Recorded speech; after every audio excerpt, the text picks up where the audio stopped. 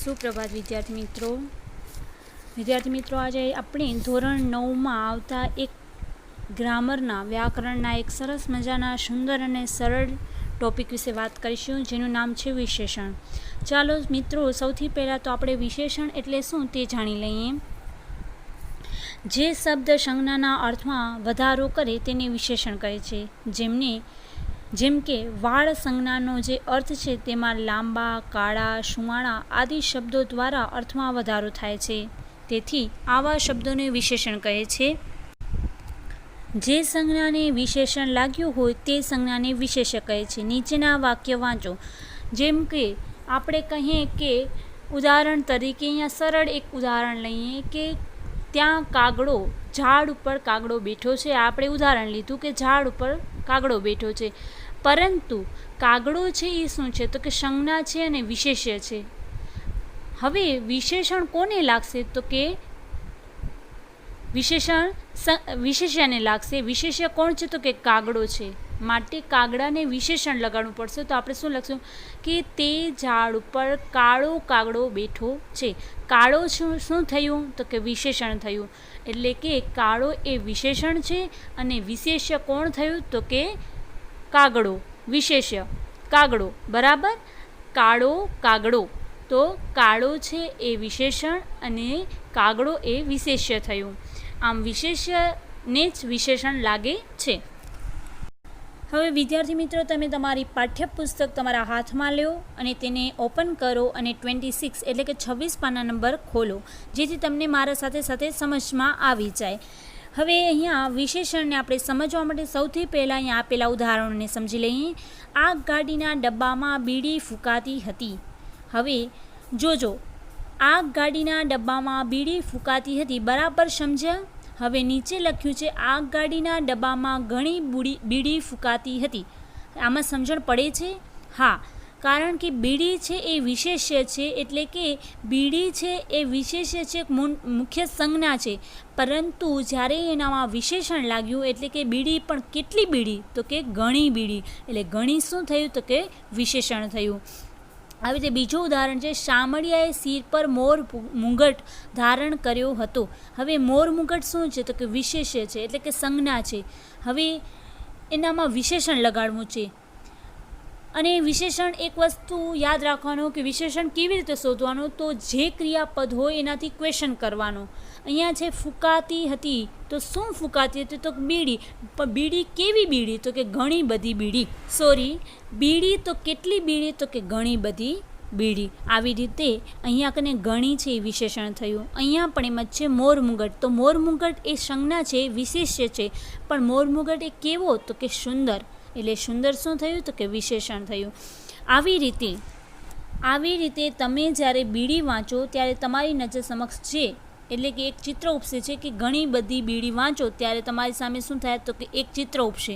અને તે બંને વચમાં શું ભેદ લાગે તો કે ત્યારે બીડી ફૂંકાતી હતી એટલે કે તમે એમ વાંચ્યું ત્યારે તમને શું લાગ્યું કે કોઈ એક હશે, બરાબર. અને ઘણી બધી બીડી ફૂંકાતી હશે તમને એમ લાગશે કે ઘણી જ બધી બીડીઓ ફૂંકાય છે, એવું તમારે પોતાને જ ખ્યાલ આવી જશે. અહીંયા બીજામાં પણ એમ જ છે કે જ્યારે મોર મુગટ ધારણ કર્યો છે એ વાક્ય વાંચી ત્યારે આપણા મગજમાં એક વસ્તુ આવે કે મોર મુગટ એટલે મોર મુગટ ધારણ કર્યો છે. પણ જ્યારે એમ કહેવામાં આવે કે સુંદર મોર મુગટ ધારણ કર્યો છે ત્યારે આપણા મગજમાં એક ચિત્ર આવે અને એ પણ સુંદર મોર મુગટ દેખાય આપણને. આવી રીતે આગળ જોઈએ. અહીંયા આપ્યા છે કે 2 ઊંચા છોકરાને મેદાનમાં મોકલો. સમૂહ ગીતમાં ભાગ લેનારે સફેદ કપડાં પહેરવા. હવે તમે અહીંયા જોઈ શકો છો કે ઊંચા અને સફેદ એ શબ્દ શું છે, એને કાઢી નાખો તો અહીંયા તમે ઊંચા અને સફેદને કાઢી નાખો તો ના. અહીંયા કને કેવા છોકરાને મેદાનમાં મોકલવાની વાત કરી છે, ગમે તે નહીં, 2 ઊંચા છોકરા એટલે કે 2 ઊંચા, એને વિશેષણ કહી શકાશે. અને અહીંયા સમૂહ ગીતમાં ભાગ લેનારે સફેદ કપડાં પહેરવા, તો સફેદ કપડાં એ શું છે તો કે વિશેષણ છે. અહીંયા બીજા કોઈ જ કલર નહીં, લાલ, પીળો, કાળો કોઈ જ કલર નહીં, પરંતુ માત્ર સફેદ જ કપડાં પહેરવાની વાત કરી છે, એટલે સફેદ કલર અહીંયા શું થશે, વિશેષણ થશે. આવી રીતે અહીંયા ઊંચું દ્વારા કદ અને ગુણ એટલે કે સફેદ દ્વારા રંગ એ કે બે શબ્દ દ્વારા સંખ્યા દર્શાવાય છે, એટલે કે સંજ્ઞાના અર્થમાં ગુણ, આકાર, કદ, સંખ્યા આદિના અર્થમાં ઉમેરો થાય ત્યારે વિશેષણ વપરાય છે. આવી રીતે વિશેષણના ઘણા બધા પ્રકારો છે, જેમ કે ગુણવાચક, સંખ્યાવાચક, સંબંધવાચક. તો આ બધા જ ગુણના વિશેષણના પ્રકારો વિશે આપણે અહીંયા જોઈએ. જુઓ, સૌથી પહેલાં ગુણવાચક વિશેષણ છે, જે વિશેષણના સંજ્ઞાના આકાર, કદ, રંગ, ગુણ, કાર્ય આદિના અર્થમાં વધારો કરે તેને ગુણવાચક વિશેષણ કહે છે. જેમ કે ગોળ, ટેબલ, લાંબી બેન્ચ.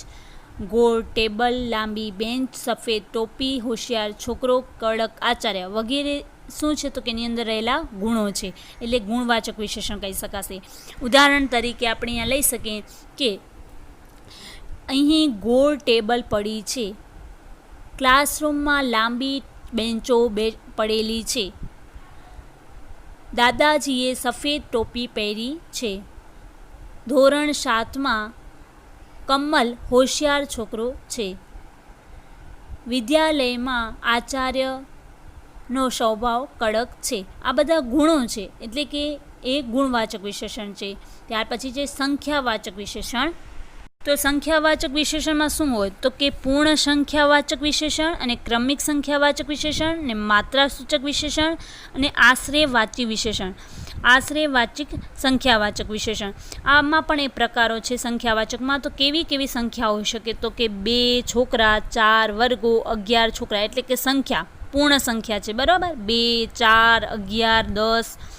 જ્યારે ક્રમિક સંખ્યાવાચક તો એમાં શું આવે ક્રમિક સંખ્યામાં તો કે બીજો, ત્રીજો, ચોથો, પાંચમો, છઠ્ઠો, સાતમો આવા બધા આવે. પછી માત્રાસૂચક, તો માત્રાસૂચક સંખ્યામાં શું હોય તો કે થોડું પાણી, તદ્દન મફત, ઘેરો રંગ આવું બધું આવે. એનામાં શું હોય તો માત્રા હોય કે થોડીક, વધારે, તદ્દન ઓછી, તદ્દન વધારે આવી બધી માત્રાઓ હોય. એને પણ સંખ્યાવાચકમાં જ આવી જશે, પણ એનું ખાલી રૂપ બદલાઈ જશે, એટલે એનું નામ બદલાઈ જશે કે માત્રાસૂચક વિશેષણ થશે. માત્રા એટલે કે એની માત્રા, કેટલો પ્રમાણ, એની ક્વોન્ટિટી કેટલી છે એ પ્રમાણે. ક્રમિક એટલે કે આપણે કહીએ ને પહેલો તું આવ્યો, બીજો તું આવ્યો, એમ ક્રમિક આવ્યો. તું પહેલો નંબર આવ્યો, તું બીજો નંબર આવ્યો, ક્રમમાં આવ્યા ને એ લોકો, એટલે ક્રમિક કહેવાય ને. પૂર્ણ ક્યારે આવે તો કે 1, 2, 3, 4, કારણ કે પૂર્ણ છે બધા જ સંખ્યા પૂર્ણ છે, માટે પૂર્ણ સંખ્યાવાચક. અને લાસ્ટમાં છે આશ્રયવાચક. આશ્રયવાચક એટલે કે અંદાજિત ક્યારેક સંખ્યા હોય ત્યારે એને અંદાજિત એટલે કે આશ્રયવાચક કહેવાય. લગભગ 50 વિદ્યાર્થીઓ, આશરે 4 કલાક. આપણે કહીએ ઉદાહરણ તરીકે આજે મારા ઘરે આશરે 4 વાગે 4 કલાક આપણે બેસશું. પછી બીજું ઉદાહરણ આપણે લઈએ તો ક્લાસમાં લગભગ 50 વિદ્યાર્થીઓ આવ્યા છે. તો આવા બધા ઉદાહરણોમાં આશ્રયવાચક, લગભગ, કદાચ એવા શબ્દોનો પ્રયોગ કરીને આપણે જ્યારે સંખ્યા બોલીએ તેને આશ્રયવાચક સંખ્યાવાચક વિશેષણ કહેવાય, બરાબર. ત્યાર પછી છે સંબંધવાચક. હવે સંબંધવાચકમાં શું હોય તો કે આ વિશેષણ વિશિષ્ટ છે. તેના પદ જુઓ કે નદીનું કોતર, બીડીનું ઠૂઠું, કાનનું કુંડલ. હવે અહીંયા તમે જુઓ છો નદી, બીડી કે કાન, ખરેખર તો તેઓ સંજ્ઞા જ છે, પણ અહીં તે કોતર, ઠૂઠું કે કુંડળ સંજ્ઞા વિશેષણના વિશેષણ તરીકે વપરાયા છે. આવા વિશેષણને સંબંધવાચક વિશેષણ પણ કહેવાય છે. સંબંધવાચક વિશેષણ ખરેખર તો સંજ્ઞા જ હોય છે, પરંતુ તે અન્ય સંજ્ઞા વિશેષ સાથે નો, ની, નું, ના વગેરે દ્વારા જોડાય છે. વળી આ વિશેષણ પોતે સંજ્ઞા હોવાથી પોતાનું જુદું વિશેષણ લઈ શકે છે, એટલે કે આમાં તો વિશેષણની હાર લાગી શકે છે. જેમ કે સોનાના કડાના કકડાની ચોરી, એટલે કે સોનાનું કડું, કડાનો કકડો અને કકડાની ચોરી. એવી રીતે એ લોકો એની હાર પણ લઈ શકે છે, એટલે એની જોડે ઘણા બધા વાક્યો જોડી શકાય છે. નીચેના વાક્યો આપણે જોઈએ તો વાલાજીનું રૂપ હૃદયમાં વસ્યું, મનડું તે ધસ્યું મારું, મેં ધ્રુજતે હાથે ચિઠ્ઠી પિતાજીના હાથમાં મૂકી. તેઓ ખાટલાને બદલે લાકડાની પાટ વાપરતા, સુખ દુઃખની કરતા વાત મને કેમ વિસરે રે, પડખેના ગીરના જંગલમાંથી દીપડો આવવાના વાવડ હતા. હવે અહીંયા તમે જોઈ શકો છો કે આ સંબંધવાચક વિશેષણ છે. અહીંયા જુઓ, રૂપ તો કેનું રૂપ, તો કે વહાલાજીનું રૂપ. અહીંયા બીજા કોઈ રૂપની વાત નથી, એટલા માટે અહીંયા સંબંધવાચક વિશેષણ છે. પછી પિતાજીના હાથમાં, બીજા કોઈના હાથમાં નહીં, પરંતુ પિતાજીના હાથમાં મેં તે ચિઠ્ઠી મૂકી, માટે સંબંધવાચક થયું. તેઓ ખાટલાને બદલે લાકડાની પાટ વાપરતા, તેઓ કેની પાટ વાપરતા? લખેલું જ છે કે લાકડાની પાટ, એટલે લાકડા અને પાટ એના વચ્ચે સંબંધ છે. પછી સુખ દુઃખની વાત કરતા વાત, એટલે કે વાત કરતા પણ કોની? તો કે સુખ દુઃખની, માટે સંબંધવાચક વિશેષણ. પડખેના ગીરના જંગલમાંથી, એટલે કે પડખે જંગલો છે, પણ શેના જંગલો છે? તો કે ગીરના જંગલો છે, એટલે ગીરના જંગલો એ સંબંધવાચક વિશેષણ થશે. ત્યાર પછી છે સાર્વનામિક વિશેષણ. સાર્વનામિક વિશેષણમાં શું હોય? તો કે મારું, તારું, તેનું, તેમનું આદિ સાર્વનામિક વિશેષણ કહેવાય છે. સર્વનામની વાત કરતી વખતે આ વિશેષણને વિગતે સમજીએ. વિશેષણ વિકારી કે અવિકારી હોય છે, એટલે કે વિકારી એટલે શું ને અવિકારી એટલે શું? સૌથી પહેલાં તો આપણે એ સમજીએ. તો વિકારી વિશેષણ કોને કહેવાય? તો કે સંજ્ઞાના લિંગ વચન અનુસાર જે વિશેષણનું રૂપ બદલાય તેને વિકારી વિશેષણ કહેવાય છે. એટલે કે દાખલા તરીકે ઉગાડું તો ઉગાડી, થાળી, આ સ્ત્રીલિંગ થયું, એટલે આપણે એને ઉગાડાની જગ્યાએ ઉગાડી કરી નાખ્યું. પછી ઉગાડો ખોરાક, તો આ પુલ્લિંગ છે. ઉગાડું બારણું, તો આ નપુંસકલિંગ છે. ઉગાડા બારણા, તો આ નપુંસકલિંગ બહુવચન છે. હવે અહીંયા તમે જોઈ શકો છો, નાનું, મોટું, ખુલ્લું, સારું, આખું, અડધું, સાજું, માંદું વગેરે વિકારી વિશેષણ છે. એટલે કે વિકારી વિશેષણ એટલે કે એનામાં લિંગ પ્રમાણે તેનું રૂપ બદલાય છે.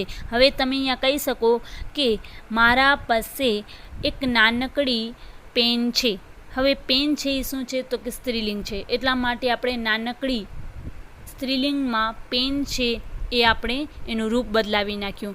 હવે હું તમને એમ કહું કે જે આ ઉગાડું છે એ બધામાં ઉગાડું રાખીએ તો પુલ્લિંગ, સ્ત્રીલિંગ, નપુંસકલિંગમાં બધામાં એમ રાખી શકાશે?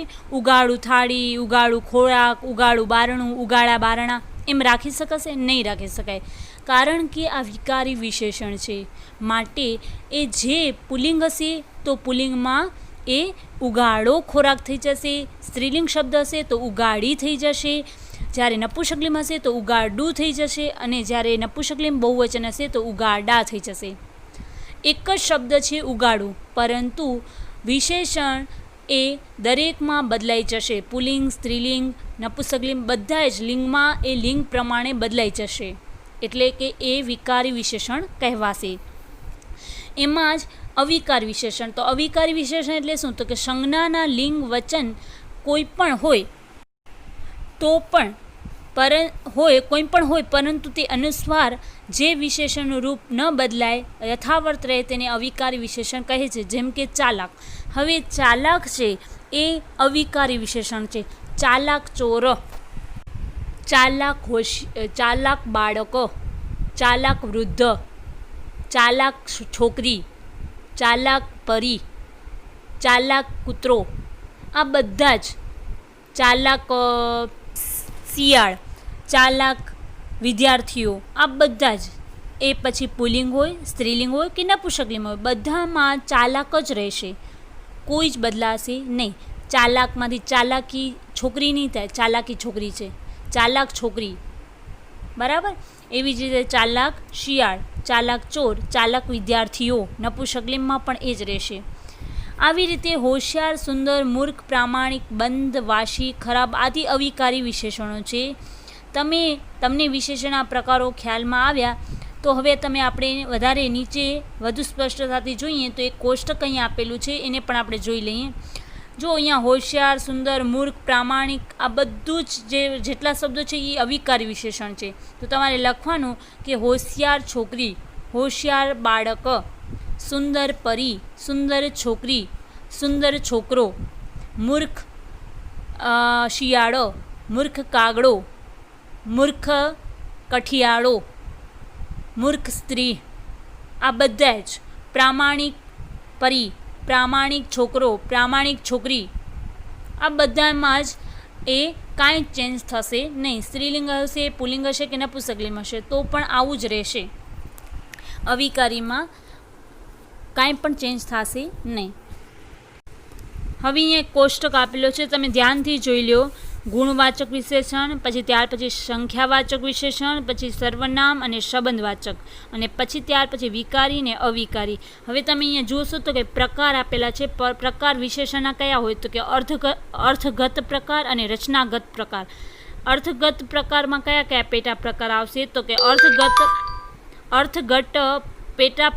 અર્થગત પ્રકારમાં પેટા પ્રકાર હશે ગુણવાચક, સંખ્યાવાચક, સર્વનામ અને સંબંધવાચક.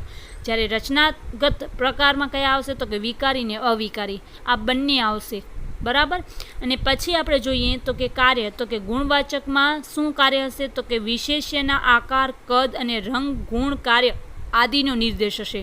જ્યારે સંખ્યાવાચકમાં શું હશે તો કે સંખ્યા ક્રમિક હશે, સંખ્યા પૂર્ણ હશે, માત્રા સૂચક હશે અને આશ્રયવાચી હશે. પછી સર્વનામમાં શું હશે તો કે સર્વનામમાં પુરુષવાચક હશે, સમયવાચક હશે.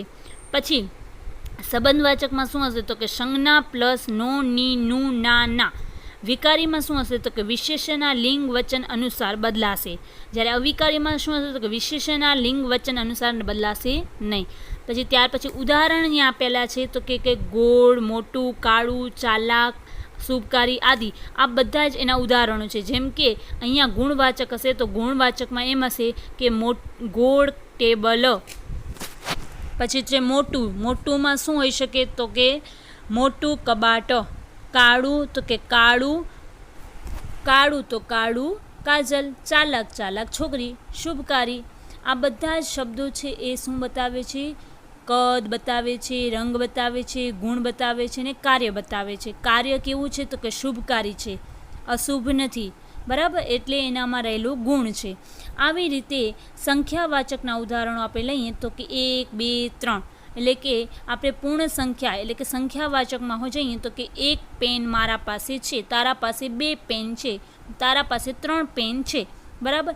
પછી ક્રમિક સંખ્યાવાચક અગર વિશેષણ હોય તો એનામાં એમ લખેલું હોય કે આ રમેશ પહેલો નંબર આવ્યો, શીતલ બીજા નંબરે આવી, ગીતા ત્રીજા નંબરે આવી. તો આ ક્રમિક સંખ્યા છે. જ્યારે માત્રા સૂચક વિશેષણ હોય ત્યારે આપણે શું ઉદાહરણમાં લખીશું કે તું મને ખૂબ વહાલો છે, તંદન તારાથી. પછી છે તંદન. તો તંદન એટલે કે આપણે કહી શકીએ કે અહીંયા તંદન મફત મળે છે. પછી છે અત્યંત, તો અત્યંત લાગણીશીલ આ વ્યક્તિ છે. થોડું તો કે મને થોડું પાણી આપો. આવી રીતે માત્રા સૂચક છે. પછી આશ્રયવાચક એટલે આશરે, લગભગ એટલે કે આશરેની સંખ્યા દર્શાવતું હોય એવી રીતે. આ ક્લાસમાં આશરે 50 વિદ્યાર્થીઓ બેઠા છે.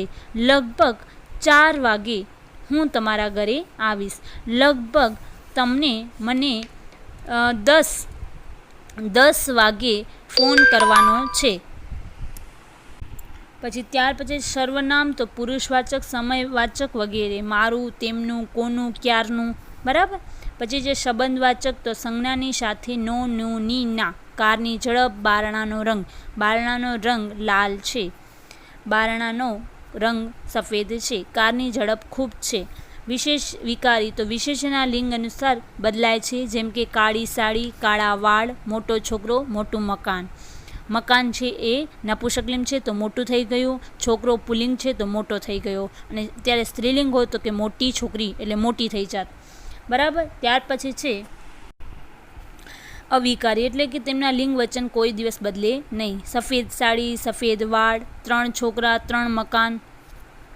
હવે આના ઉપરથી તમને ખ્યાલ આવી ગયો છે. હવે આના પછી જ્યારે તમારા પાઠ્યપુસ્તકમાં પેજ નંબર 28 છે ને એનામાં તમને જો લખ્યું છે કે નીચેના વાક્યોમાંથી વિશેષણ શોધો, વિશેષણ શોધી તેનામાં વર્તુળ કરો. તો તમારે એ 5 વિશેષણના ઉદાહરણમાં વર્તુળ કરી નાખવાનું છે, એટલે કે ગોળ રાઉન્ડ કરી નાખવાનો રહેશે.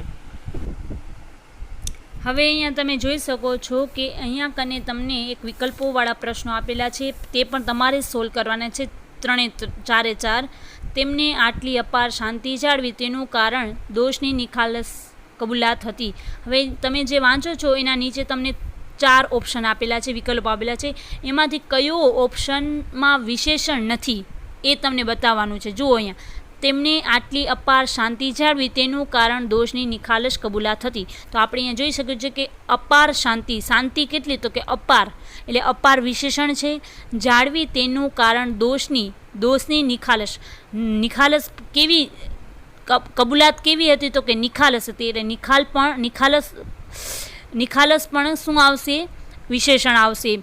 પછી ત્યાર પછી છે તેમને આટલી એટલે કે એનામાં શું આવ્યું, આટલી એટલે એનામાં માત્રા આવી, આટલી એટલે એ આટલી પણ શું થશે, વિશેષણ થશે. પરંતુ કારણ છે એ વિશેષણ થશે નહીં, માટે કારણ છે એના ઉપર તમે રાઈટ કરશો નહીં. આવી રીતે જે વિકલ્પ વિશેષણવાળા છે તેમને અલગ રાખવાના છે, જે વિશેષણ નથી તેના ઉપર તમારે ગ્રાઉન્ડ કરી નાખવાનું છે, ચોકડી મારી દેવાની છે. બરાબર, એટલે અહીંયા પહેલામાં કારણ ઉપર તમારે ચોકડી મારવાની રહેશે, બીજામાં તમારે તમારી રીતે શોધવાનું છે, ત્રીજો પણ તમારી રીતે શોધવાનું છે, અને ચોથો પણ તમારી રીતે શોધવાનો છે. ત્યાર પછી છે, જુઓ અહીંયા સંખ્યાવાચક વિશેષણ ઓળખવા તો સાવ સહેલા જ છે, આપણને બધાને ખ્યાલ છે. તો આપણે નીચે જેટલા ઉદાહરણો આપ્યા છે 5 વાક્યો, એનામાંથી તમારે સંખ્યાવાચક વિશેષણ શોધવાના છે. આપણે 2 મહિના પાસે રહ્યા તને સાંભળે રે, તો અહીંયા અને 2 મહિના જે છે એ શું થશે, તો વિશેષણ થશે. કયો, તો કે સંખ્યાવાચક. છતાં 2-4 બી ખાધા, 2-4 એ શું થશે, વિશેષણ થશે, સંખ્યાવાચક. આવી રીતે 5માંથી તમારે સંખ્યાવાચક વિશેષણ નીચે અંડરલાઇન કરવાના છે.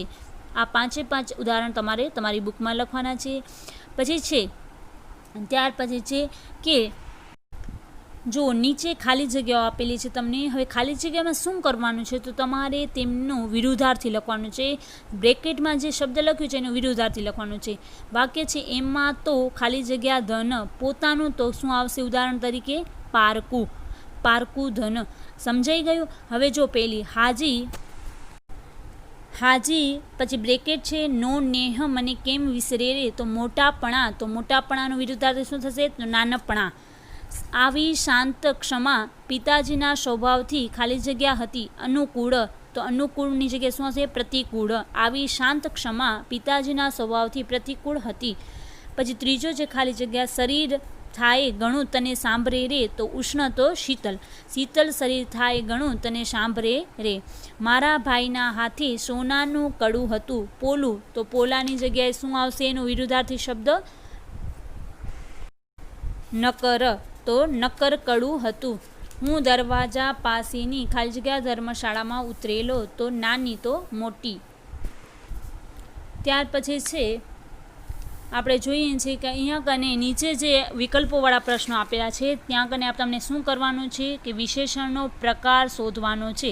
વહાલાજીનું રૂપ મહાશુભકારી રશિયા વીણ કેમ રહીએ રે, તો મહાશુભકારી શું છે, માત્રાસૂચક, ગુણવાચક, સંબંધવાચક કે સંખ્યાવાચક, કયો છે, તો મહાશુભકારી એ ગુણવાચક છે. એટલા માટે તમારે ટીક કરવાનું છે, ખ રાઈટ થશે. પછી છે 3 ભારા બાંધ્યા દોરડે તને સાંભળી રે, તો કયો છે આ વિશેષણનો પ્રકાર, 3 માત્રા, ગુણ, સંબંધ કે સંખ્યા, તો સંખ્યા આવશે. એવી રીતે 4 જવાબો તમે ટીક કરવાના રહેશે. ત્યાર પછી છે એના નીચે કોષ્ટક આપેલું છે, કોષ્ટક એ જવાબનું જ છે. બરાબર, એના નીચેનું જે કોષ્ટક છે એ જવાબનું જ છે. હવે આ બધા આપણે જે પ્રકારો જોયા, ગુણ, સંખ્યા, સંબંધ અને ગુણ અને માત્રા સૂચક, આ બધા જે જોયા એનામાં આપણે આ બધા અર્થગત પ્રકાર હતા. મેં તમને કોષ્ટક પહેલો બતાવ્યો કે એમાં અર્થગત પ્રકારમાં આ બધા પેટા પ્રકાર હતા. હવે આપણે જોઈશું તો રચનાગત પ્રકારમાં કયા 2 પ્રકાર હતા, વેરી ગુડ, યાદ છે ને તમને, હા, વિકારી અને અવિકારી. ચાલો હવે એનું પણ આપણે સમજી લઈએ. જુઓ અહીંયા કને એક ઉદાહરણ આપ્યું છે, મેં ચિઠ્ઠીમાં ખાલી જગ્યા દોષ કબૂલ કર્યો ને સજા માંગી, તો ઉત્તર શું આવશે, બધું લખ્યું છે બ્રેકેટમાં, તો તમારે શું લખવું પડશે, દોષ એક શું છે, નપુંસકલિંગ, એટલા માટે બધો આવશે. મેં ચિઠ્ઠીમાં બધો દોષ કબૂલ કર્યો ને સજા માંગી. સમજાયું. હવે આ જો નીચે પેલી લખી છે, ગોપાળ બાપાએ શ્રીમંત સયાજીરાવ ગાયકવાડ મહારાજને લીંબુ જેવડા ખાલી જગ્યા બોર ભેટ ધર્યા. હવે અહીંયા મોટું લખ્યું છે બ્રેકેટમાં, તમારે શું કરવું પડશે ને, મોટું તો એ શું છે, તો કે મૂળ રૂપ છે. હવે મૂળ રૂપ મોટું છે, જ્યારે વિશેષ્ય શું છે તો કે વિશેષ્ય બોર છે, અને નપુંસકલિંગ બહુવચન છે. આ માટે ધર્યા છે એ શું છે તો કે નપુંસકલિંગ બહુવચન. નીચે જે બ્રેકેટ આપ્યો છે, બોક્સ આપ્યો છે, એનામાં બધું જ લખેલું જ છે, તમારે વાંચવાનું છે કે મોટુંનું શું થશે તો કે મોટા, કારણ કે બોર છે એ કેવા છે તો કે મોટા, નપુંસકલિંગ બહુવચન છે માટે. ત્યાર પછી છે બીડી પીવાની ટેવ એટલે ગંદી અને હાનિકારક ટેવ. ટેવ એ કેવી છે તો કે ગંદી. ભગત પડખામાં ખાલી જગ્યા ગીગોડો ચડી ગયેલો, જાડું તો જાડો ગીગોડો. સાંજ સમયે સામળીઓ વૃંદાવનથી આવે, વહાલું તો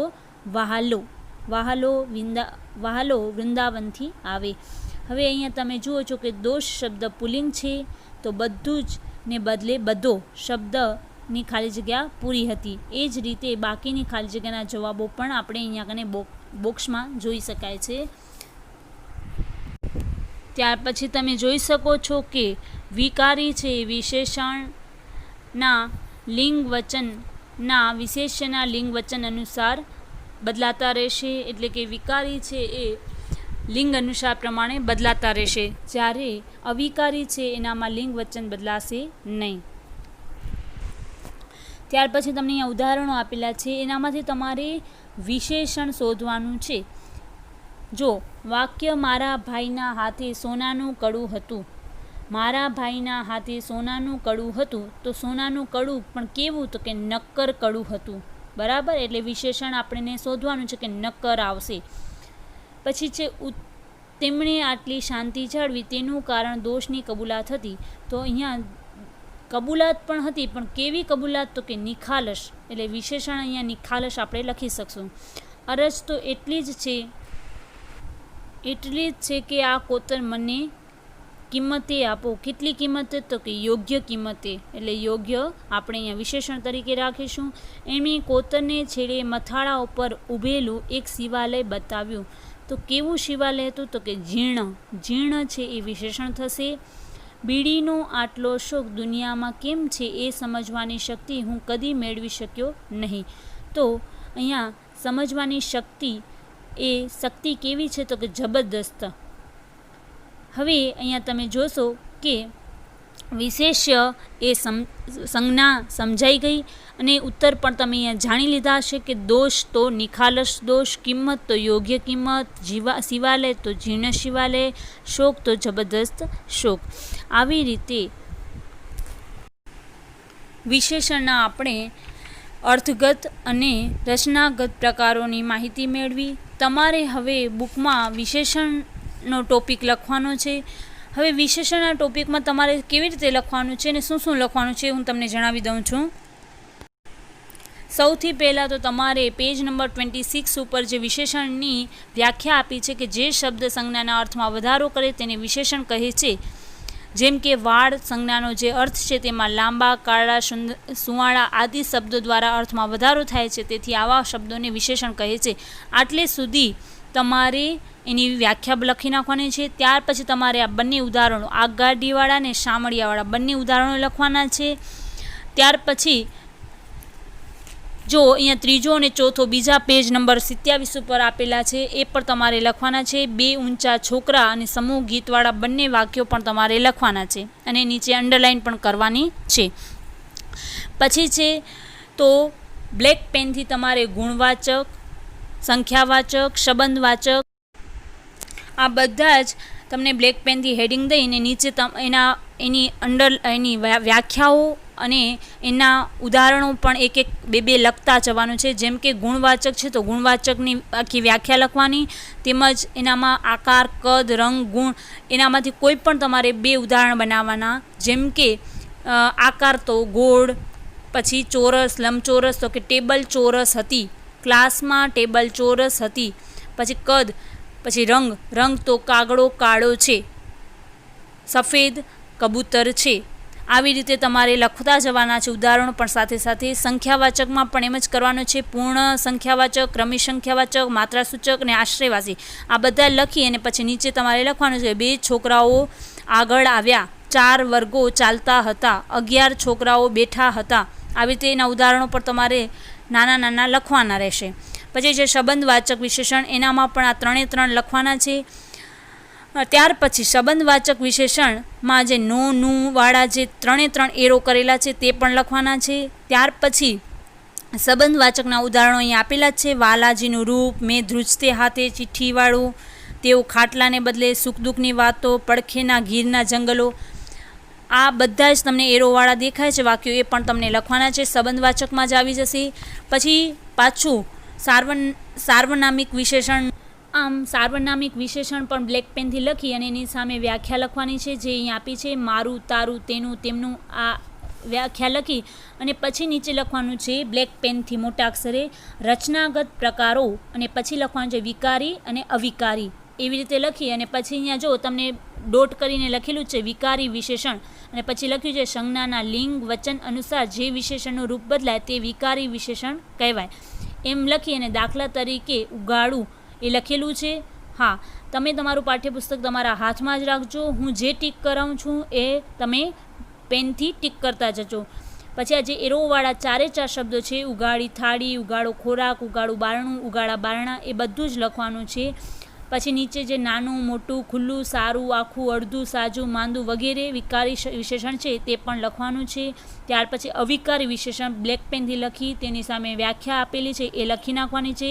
અને ત્યાર પછી ચાલાક ચોર, ચાલાક શિયાળ અને ચાલાક વિદ્યાર્થી જે આપ્યું છે એ લખી નાખવાનું છે. અને ત્યાર પછી નીચે હોશિયાર, સુંદર, મૂર્ખ, પ્રામાણિક, બંધ, વાસી, ખરાબ આદિ આ બધા અવિકારી વિશેષણ છે તે પણ લખવાનું છે. ત્યાર પછી એક નવા પેજ ઉપર તમારે આ એક બોક્સ આપેલો છે, જે પ્રકાર, કાર્ય અને ઉદાહરણવાળો જે બોક્સ આપેલો છે ને 28 પાના નંબર પર, એ આખો બોક્સ ડ્રો કરવાનો છે, બરાબર.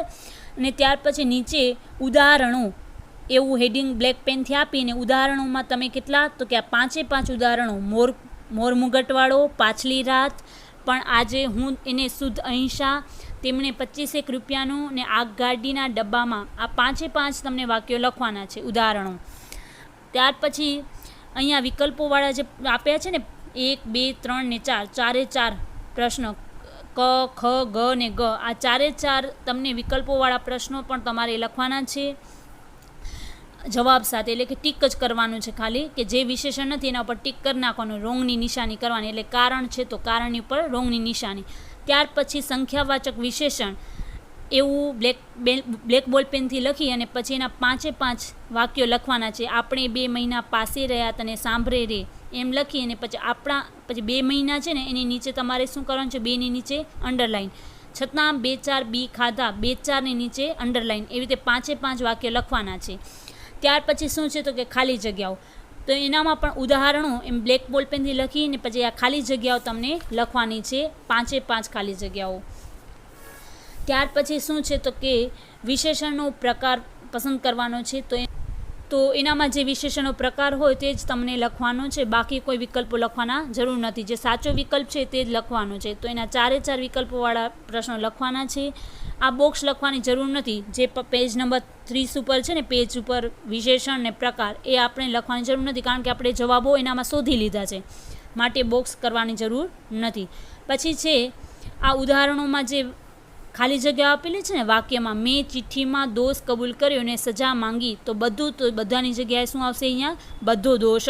તો આ જે 1, 2, 3 અને 4 ખાલી જગ્યા છે. ગોપાળ બાપા, બીડી પીવાની, ભગતના પડખામાં, સાંજ સમી, આ 4 ખાલી જગ્યા છે. એ ઉદાહરણ એવું હેડિંગ લગાડી સાઈડમાં બ્લેક બોલ પેનથી, અને આ 4 ખાલી જગ્યા પણ લખવાની છે. ત્યાર પછી જે નીચે 30 પેજ નંબર ઉપર જે વિશેષણ અને વિશેષણનું મૂળ રૂપ, વિશેષ્ય સંજ્ઞાવાળો બોક્સ છે ને, એ બોક્સ ડ્રો કરવાનો છે. અને પછી જે પેજ નંબર 31 ઉપર જે જે 31 પેજ ઉપર જેટલું આપ્યું છે એ લખવાની જરૂર નથી તમારે, બરાબર. તો તમારે તમારી ગુજરાતીની વ્યાકરણની બુકમાં આટલું લખવાનું રહેશે. તો જલ્દીથી તમે તમારી બુકમાં, ગ્રામરની બુકમાં વિશેષણનો ટોપિક લખી અને પછી મને જલ્દીથી ફોટા મોકલશો. Thank you.